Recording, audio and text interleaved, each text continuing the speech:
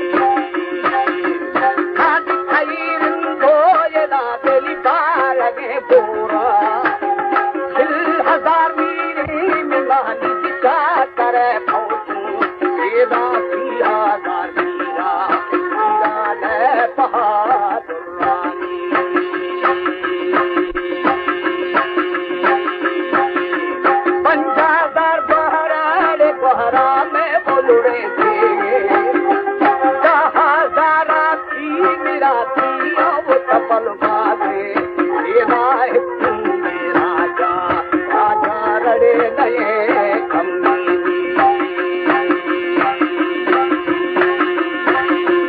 औसा बैठ सवा छरे सौ हजार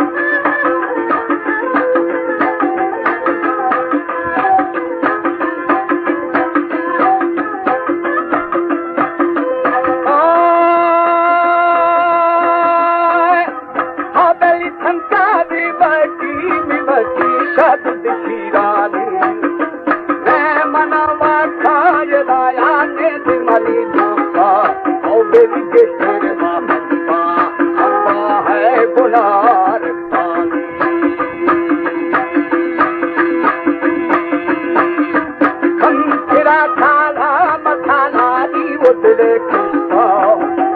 आखिले माली माली गाली थोड़ा बोले जीवर ये बिछड़ी भेजो सड़े रंगुला शारे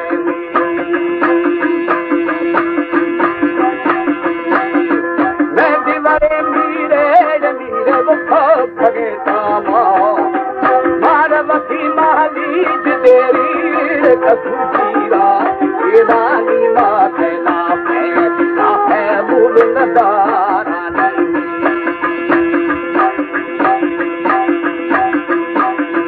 और गली जिंद नवारो से बदले मन बियारी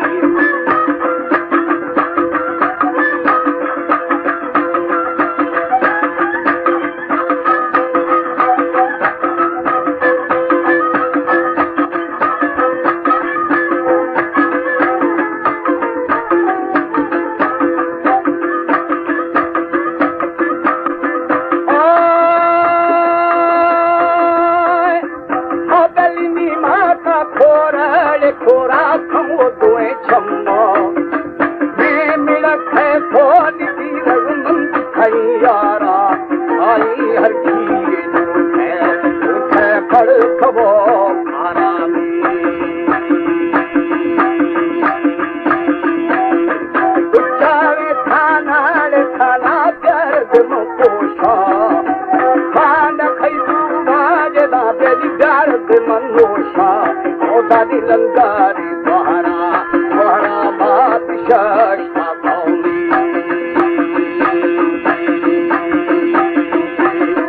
जाकर मालीन मालीन खो खड़ी है ना जाति दीवादान जाकर बतू बारे दादी गुना दी आवार बादशाह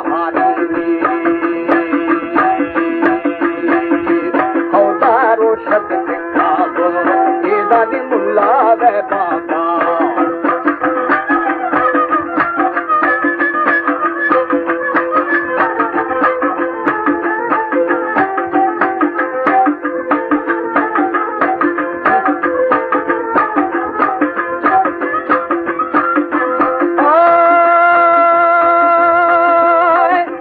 हबलिया ठागा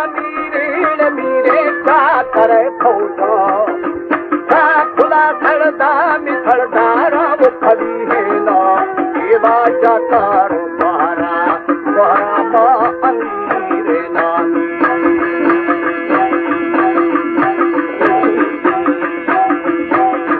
कशी साठारी मिठारी आओ सारे ना सज पीवरा गाय ना बेली मंदे बता छारी माली मबता रंगी हर्षाशे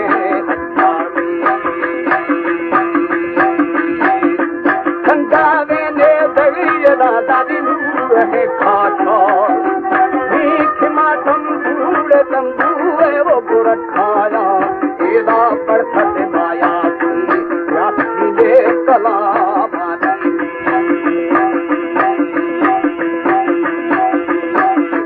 खुशदादा चौकी बादशाही बादशाह गो सब खड़ूता थे